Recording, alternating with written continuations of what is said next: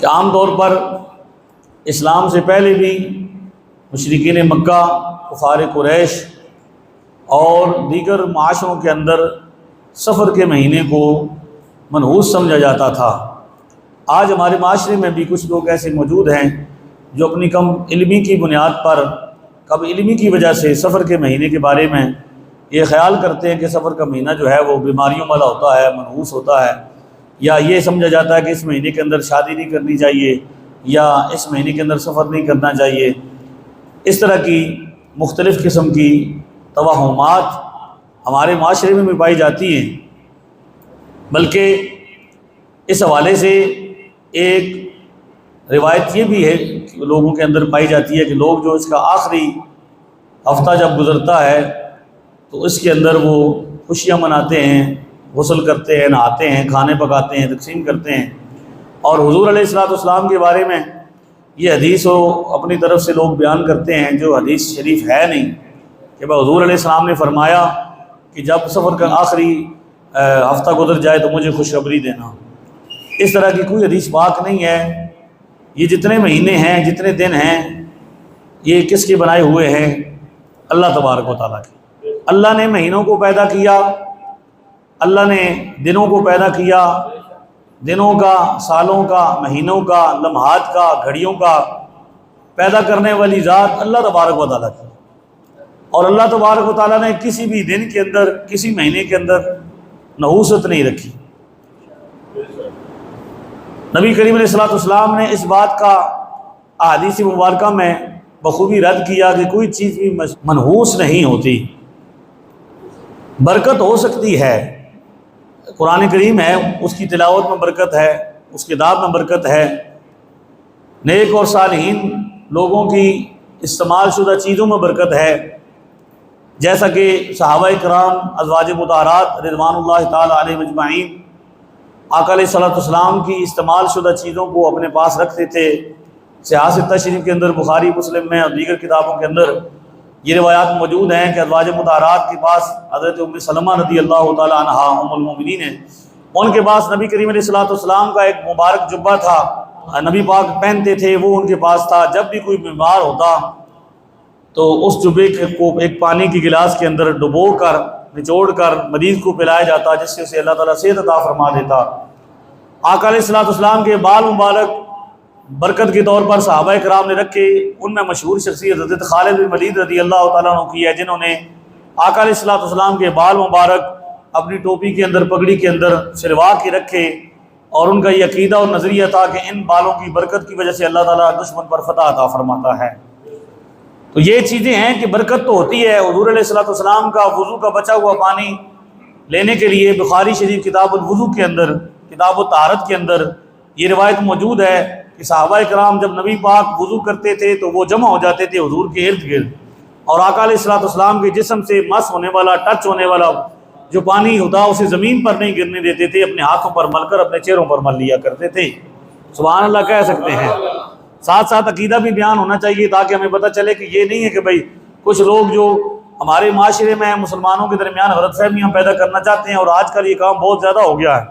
ایسے ایسے اسکالر سامنے آ رہے ہیں کہ ایک دن بھی مدرسے میں نہیں گئے، نہ انہوں نے کسی سے پڑھا، نہ کوئی ان کو استاد ہے، نہ ان کا کوئی سمجھانے والا، نہ کسی نے تربیت کی، بس اسی طرح حادثاتی طور پر ایک کیمرہ لے کر، ایک موبائل لے کر اور ایک مائک لے کر وہ بیٹھ جاتے ہیں، اور لوگوں کے بڑے بڑے علماء اور بڑے بڑے مشائخ کے مقابلے میں وہ پینٹیں پہن کر اور عجیب و غریب حریے بنا کر وہ سامنے آتے ہیں اور وہ کہتے ہیں کہ جی ہم بتاتے ہیں۔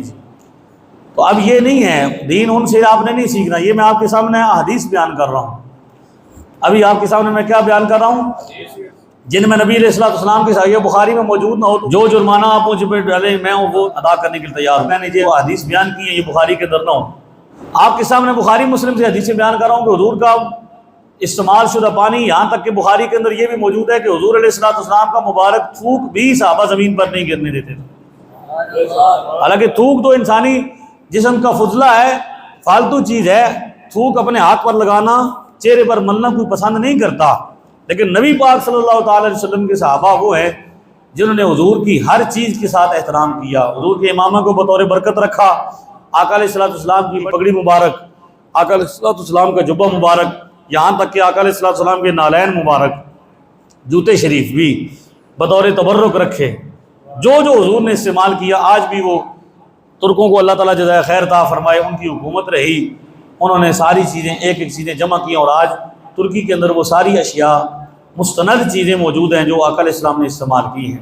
تو برکت ضرور ہوتی ہے، نحوست نہیں ہوتی۔ اگر آپ پسند کریں تو میں آپ کو قرآن کریم سے بھی اس کی دلیل پیش کرتا ہوں۔ دوسرے پارے میں اللہ رب العزت نے اینڈ میں آخری صفحے پر اللہ رب العزت نے فرمایا کہ یہ جو واقعہ ہے، بنی اسرائیل اپنے کسی بادشاہ کی تلاش میں تھے، بنی اسرائیل نے یہ دعا کی کہ ہمارے لیے ایک بادشاہ مقرر کر دیا جائے جس کی قیادت میں ہم جنگ لڑیں۔ اللہ تعالیٰ نے پھر حضرت بنیامین کی نسل میں حضرت طالوت کو ان کا بادشاہ بنایا۔ اس وقت کے نبی نے یہ خوشخبری دی کہ طالوت کو آپ کا بادشاہ بنایا گیا ہے، جو جالوت کے مقابلے میں آئے گا۔ انہوں نے اعتراض کیا کہ یہ غریب آدمی ہے، حضرت بنیامین کی نسل سے ہے، اعلیٰ اسرائیلی نہیں ہے، دولت مند بھی نہیں ہے۔ اللہ نے فرمایا یہ اللہ کا چنا ہوا بندہ ہے، اور اسے اللہ نے علم کی وجہ سے اور طاقت کی وجہ سے تم پر فضیلت عطا کی ہے۔ اب اس بادشاہت کی علامت کیا تھی؟ فرمایا کہ وہ جو تابوت سکینہ ہے، ایک صندوق تھا جو بنی اسرائیل کے لیے بڑی برکت والی چیز تھی، وہ گم گیا تھا ان سے، ان کی نادانیوں کی وجہ سے اور گناہوں کی کثرت کی وجہ سے ان سے گم گیا تھا۔ اس تابوت سکینہ کو ان کے لیے لایا گیا، وہ فرشتے لے کر آئیں گے، تحملہ الملائکہ۔ تو اس تابوت سکینہ کے اندر کیا تھا؟ موسیٰ علیہ السلام کی امامہ شریف، ہارون علیہ السلام کا امامہ شریف، موسیٰ علیہ السلام کے نالین شریف، ہارون علیہ السلام کے نالین شریف، آپ کا کرتا مبارک، ان نبیوں کی عصا، کونڈیاں، پگڑیاں، جوتے، استعمال شدہ چیزیں تھیں۔ فی سکینۃ من ربکم وبقیۃ مما ترک آل موسیٰ وآل ہارون تحملہ الملائکہ۔ یہ اللہ نے فرمایا کہ وہ تمہیں ملے گا، وہ صندوق جس کے اندر نبیوں کی استعمال شدہ چیزیں تھیں، ان کی وجہ سے بنی اسرائیل کو فتح حاصل ہوتی تھی۔ تو برکت ہوتی ہے، نحوست نہیں ہوتی۔ لہذا ہمارے معاشرے کے اندر جو باتیں مشہور ہیں عام لوگوں کے اندر کہ ان کے سفر کے اندر بیماری ہوتی ہے، یا عربوں کا یہ خیال تھا کہ ایک پیٹ کی بیماری ہوتی ہے جو بڑھ جاتی ہے، یا سفر کے اندر سفر نہیں کرنا چاہیے کیونکہ یہ منحوس ہوتا ہے، اس کے اندر شادی نہیں کرنی چاہیے۔ ہمارے ہاں کچھ لوگ 13 تیزی کہتے ہیں آخری ہفتے کو، اس میں چوری پکاتے ہیں، پھر وہ کہتے ہیں کہ نبی پاک بیمار ہوئے تھے اور حضور نے پھر غسل فرمایا تھا۔ تو اس طرح کی کوئی باتیں نہ قرآن کے اندر ہیں نہ حدیث کے اندر ہے۔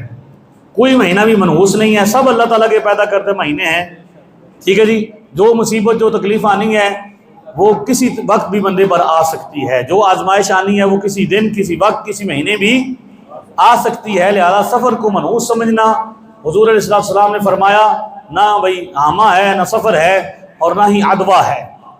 ادوا کے بارے میں یہ ہے کہ بھائی بیماری اڑ کے کسی کو نہیں لگ سکتی، ایک بیماری دوسرے بندے کو اڑ کے نہیں لگ سکتی۔